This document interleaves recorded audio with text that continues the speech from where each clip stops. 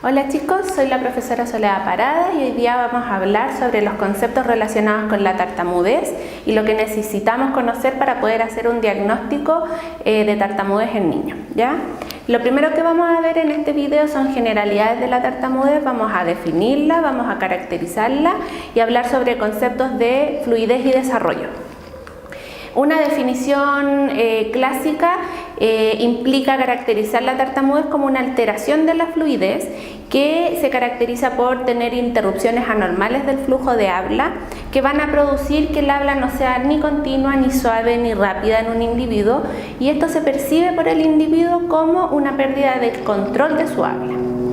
Ahora, es importante que sepamos que durante el tiempo la tartamudez ha cambiado como concepto por categoría diagnóstica y la podemos conocer tanto como espasmofemia, disfemia o disfluencia, y también consideramos que es importante que ustedes sepan los términos en portugués, que es gagueira, y en inglés, que es stuttering, ya que en habla inglesa y en Brasil ha habido un gran aumento en la investigación sobre este tema, ¿ya? Hay un alto nivel de desarrollo.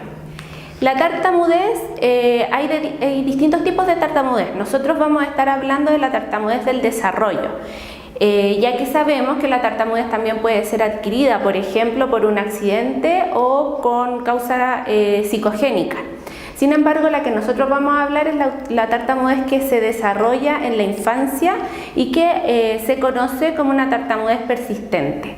También es importante conocer que hay ocasiones en que vamos a hablar que la tartamudez es recuperada cuando hablamos de una supuesta tartamudez o un concepto que tal vez ya es antiguo pero que todavía se utiliza de disfluencia evolutiva. Vamos más adelante en el video a explicar esos conceptos. ¿Qué es la fluidez entonces? Relacionado directamente con la tartamudez está el concepto de fluidez, ya que la tartamudez es una alteración de la fluidez. Por lo tanto, tenemos que saber que la fluidez es una característica de la producción de habla continua y suave y que provoca que las sílabas estén encadenadas entre sí una tras otra. En la fluidez vamos a encontrar dimensiones que van a ser la continuidad del habla, la suavidad, la tasa de locución y el esfuerzo con lo que la persona, el esfuerzo con el que la persona produce las unidades léxicas y sintácticas del lenguaje. Estas dimensiones de la fluidez que nombramos anteriormente, tenemos que saber de qué se trata. Uno es la continuidad, es decir, el habla cuando es fluente es continua, no tiene presencia de disfluencias tartamudeadas. Por ejemplo, está lindo el día versus decir está lindo el día, ¿ya? La tasa de locución se conoce como la velocidad de habla. Son sinónimos. Entonces, en una persona con tartamudez la tasa de locución va a estar descendida porque va a decir menos palabras por minuto, ya que se produce esta pérdida de la fluidez. El ritmo está relacionado con la suavidad también y tiene que ver con la acentuación de las palabras. Y el esfuerzo, podemos hablar de esfuerzo físico y del esfuerzo mental. El esfuerzo físico es el esfuerzo que vemos en las personas tartamudas que se observa en su cuerpo cuando se produce una disfluencia tartamudeada, como por ejemplo apretar los puños, cerrar los ojos. Y el esfuerzo mental tiene que ver con el trabajo cognitivo que hace el sujeto para dejar de decir una palabra que le provoca disfluencias tartamudeadas.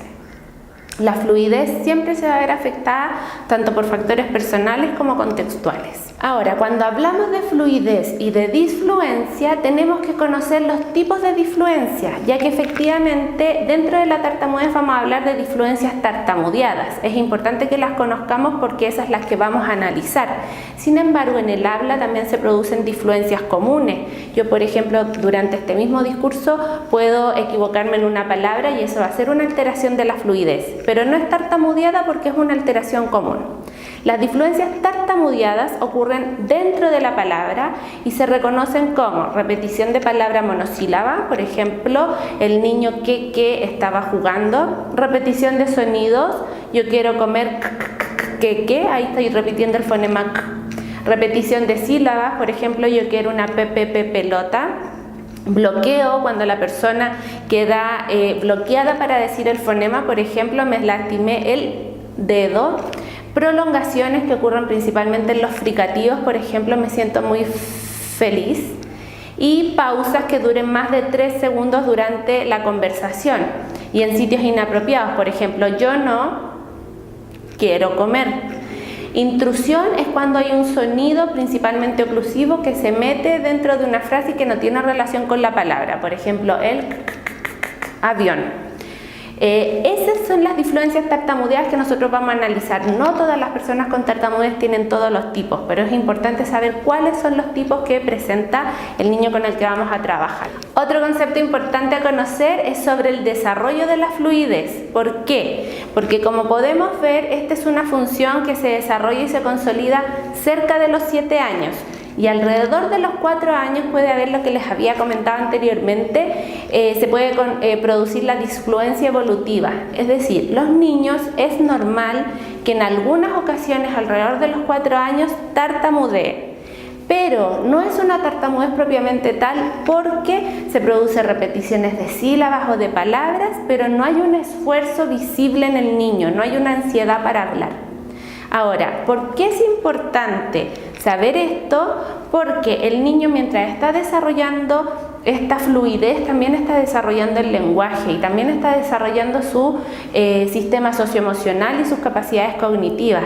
Y el niño, para tener un adecuado desarrollo de la fluidez, necesita un adecuado desarrollo de todo esto que hablamos. Es importante tener en cuenta esto que hablamos sobre el desarrollo de la fluidez, ya que se ha visto que niños, cuando están empezando a hablar y están en este periodo de posible disfluencia evolutiva alrededor de los 4 años y están repitiendo sílabas pero sin esfuerzo, cuando se da en un ambiente autoritario, con papás poco flexibles o con alto nivel de exigencia lingüística o con modelos familiares de personas que hablan rápido o papás que se muestran muy ansiosos porque el niño está tartamudeando, eso puede generar en el niño una ansiedad al hablar y provoca un círculo vicioso que en un niño que tiene factores predisponentes puede generar que esa tartamudez evolutiva se cronifique y se transforme en una tartamudez real.